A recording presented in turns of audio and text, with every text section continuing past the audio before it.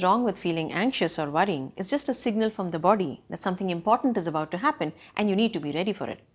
It becomes a problem when we get paralyzed by the fear and we are not able to take any action. Worrying is like sitting in a rocking chair and going back and forth while really getting nowhere.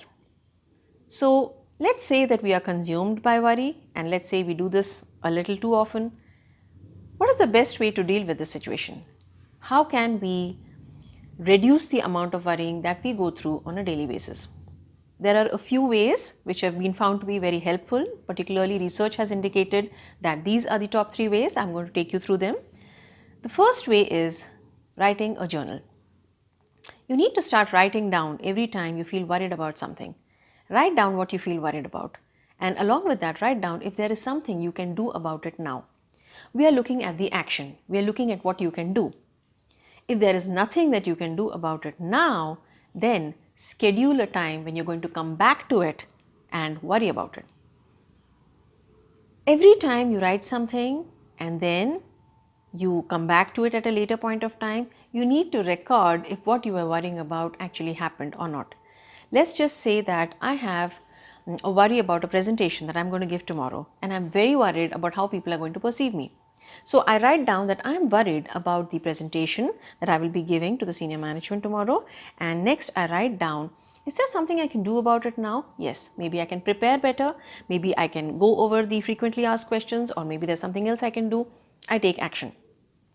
After I complete the presentation, I need to come back and write down if what I worried about actually happened. Was I imagining that the presentation will be a failure? Did it actually happen that way?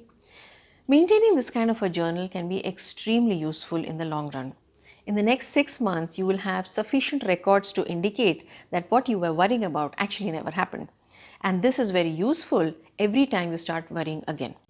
So having this kind of 6 to 8 months of data is very useful because it's going to indicate that more often than not, the things that we are consumed by don't really happen. They're just happening inside our minds. It's happening in the imagination. So every time you feel worried, you just pick up the journal, you flip through the pages and you realize, okay, more than half the things that I imagine never happened. So maybe right now what I'm imagining is also not going to happen. This is the way the journal is found to be very useful. Second thing that you can do is imagine the worst case scenario. What is the worst thing that could happen if I were to stand and give a presentation? Okay, in my mind, the worst thing that could happen is I'm simply not able to speak, and then what? And then people are not happy, and then what? And maybe I will not have an opportunity to work in that organization again, and then what? And so we just go on with the worst case scenarios. At one point we realize that the thing that we are fearing the most is not really that bad. So in my mind, if I can imagine getting over that thing, there's nothing to worry about at all, because just look at it. The worst thing is not really that bad. In my mind, I see myself as conquering that. And when I have conquered the worst, everything else seems a little easier and a little better. The third way by which you can conquer worrying is procrastination. Yes, procrastination is our friend. So we tend to feel that if we keep procrastinating, it's not a good thing. Well, it turns out nothing is completely good or bad. We can use procrastination in order to deal with our worrying problem. So if there is something that's bothering us, we can just postpone the worrying part. Is there something I can do about it now? Can I create an action plan? Can I work on it? If I can't, I will schedule a time to worry about it. Let us say every evening from 7 to 7:30 p.m. I am scheduled to worry about my problems. What happens when I set a worry time like that for myself? There are two things. One thing is, right now you can get on with what you have to do. Worrying can be set aside because it's highly unproductive and you can focus on whatever it is that you're doing at the moment. Second thing is, when you get into the worrying time, it's very likely that you're not going to worry at all.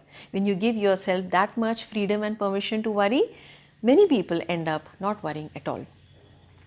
Worrying is extremely unproductive, as we have already seen, and it is something that keeps you rotating in the hamster wheel, getting you nowhere.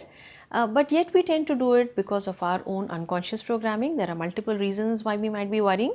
One is, in our childhood days, in our growing up years, we may have seen role models demonstrating that to us. So our primary caregivers might have dealt with their issues by worrying, and we may have thought of that as a good strategy. Another reason why we may be worrying is As a child, we may have found it to be useful to worry. It may have given us some kind of comfort in terms of dealing with our issues, and that seemed to work for us. When it works for us once, we tend to use it again and again without really questioning it. So one part we want to accept what is happening, and another part we want to come up with an action plan. And there are multiple things that we can do, like we have just discussed. We can have a journal, and second thing is we imagine the worst case scenario, and then we imagine conquering that in our mind, so we realize that the worst is not that bad at all.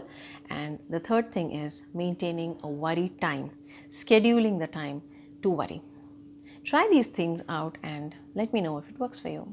Bye bye.